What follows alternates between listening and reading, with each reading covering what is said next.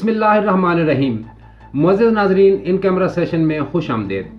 ناظرین، آنے والے برسوں میں پاکستان کے پاس پانی کے بہت کم ذخائر رہ جائیں گے۔ ابھی تو صرف دریائے سندھ ہی ہے جو سال میں 2 بار اپنی جولانی دکھاتا ہے، لیکن تابکہ آخر بھارت آہستہ آہستہ اس پر بھی ڈیم بنا کر اس کا پانی روک کر پاکستان کو بنجر کرنے کی دھن میں پاگل ہوا جاتا ہے۔ دوسری جانب اگر پاکستانی اشرافیہ کو دیکھا جائے تو اس وقت وہ اقتدار کی جنگ میں ایک دوسرے سے دست و گریباں ہیں۔ یہ وہ وقت ہے جب اسی دوران بھارت مقبوضہ کشمیر میں انتہائی شاطرانہ انداز سے پانی کے ہتھیار کو استعمال کرنے جا رہا ہے، جس کے بعد نہ صرف پاکستان کشمیری عوام کی ہمدردیوں سے محروم ہو سکتا ہے، بلکہ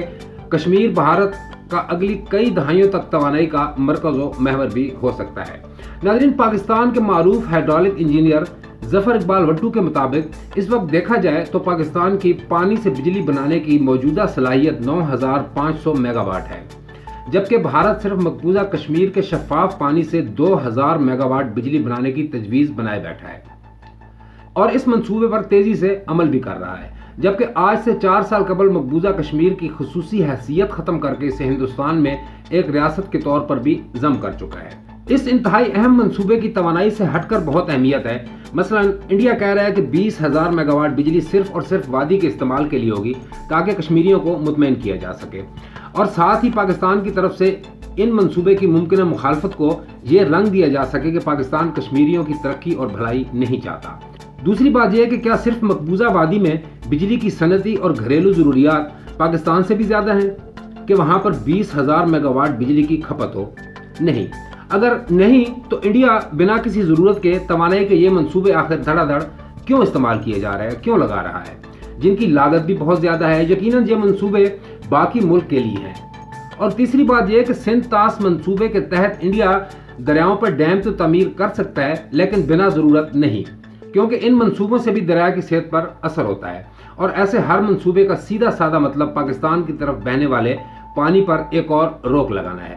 سب سے بڑی بدقسمتی سندھ طاس معاہدے میں کشمیریوں کی رائے کو بالکل نظر انداز کر دینا ہے، حالانکہ کشمیر پاکستان اور انڈیا کا واٹر ٹینک ہے۔ اب پاکستان کے لیے ضروری ہے کہ وہ عالمی فورمز پر آواز اٹھانے کے ساتھ ساتھ چائنا سے مل کر انڈیا کی اس حرکت کا سدباب بھی کرے۔ چائنا سندھ طاس منصوبے کا حصہ نہیں ہے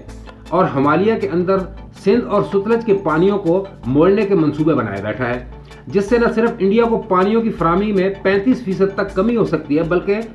ستلج انڈیا کے ہائیڈرو پاور پروجیکٹ کے منصوبے بھی کھٹائی میں پڑ سکتے ہیں۔ کم از کم 3600 واٹ کے منصوبے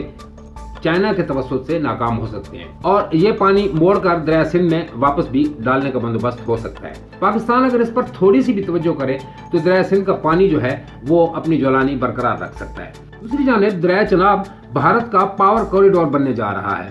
جس پر 70 سے زیادہ ہائیڈرو الیکٹرک پاور اسٹیشن بنانے کے منصوبے مختلف مراحل میں ہیں،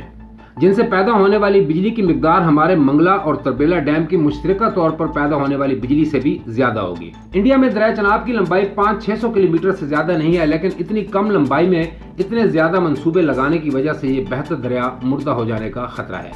دریا میں پانی کا بہاؤ نہ ہونے کے برابر رہ جائے گا اور آبی مخلوق نایاب ہو جائے گی، جبکہ وادی کے بہت سے لوگ بھی بے گھر ہو کر دربدر ہو جائیں گے۔ ہماچل پردیش میں جہاں سے اس دریا کا سفر شروع ہوتا ہے، وہاں صرف 100 کلومیٹر کی لمبائی میں چناب پر 50 ہائیڈرو الیکٹرک پاور پلانٹ تعمیر کیے جا رہے ہیں، یعنی ہر 2 کلومیٹر کے بعد ایک پاور پلانٹ لگایا جا رہا ہے۔ ریاست جموں و کشمیر میں پہنچتے پہنچتے یہ صورتحال اور بھی نازک ہو جاتی ہے، جہاں چناب پر بڑے سائز کے ڈیم تعمیر کیے جا رہے ہیں۔ اب تک کی اطلاعات کے مطابق صرف جموں و کشمیر میں چناب سے بجلی پیدا کرنے کے 9000 میگا واٹ کے منصوبے ہیں، جو کہ پاکستان کی ہائیڈرو الیکٹرک کی کل پیداوار کے برابر بنتے ہیں۔ ہندوستان بجلی کے ان منصوبوں پر سندھ طاس معاہدے کے تحت پاکستانی اعتراضات کو غیر ضروری سمجھتا ہے، اور اس کا موقف ہے کیونکہ وہ پانی کا سائڈ دوسری طرف نہیں موڑ رہے بلکہ چلتے پانی سے بجلی پیدا کر رہے ہیں، اس لیے پاکستان کو اعتراض کا کوئی جواز نہیں ہے۔ ان کا یہ بھی کہنا ہے کہ پیر پنجال قدرتی پہاڑی سلسلے کی وجہ سے چناب کے پانی کو باقی ہندوستان کی طرف موڑنا تکنیکی طور پر ممکن نہیں ہے۔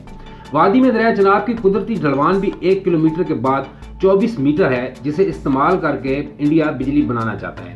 تاہم صورتحال اتنی سادہ نہیں ہے۔ زیر زمین سرنگوں کے ذریعے دریا کو پیر پنجال کے نیچے سے گزار کر لے جانا تکنیکی طور پر ممکن ہے، اگرچہ یہ مہنگا پروجیکٹ ہے۔ تاہم جب مودی 2016 میں اڑی واقعے کے بعد یہ اعلان کر رہا ہے کہ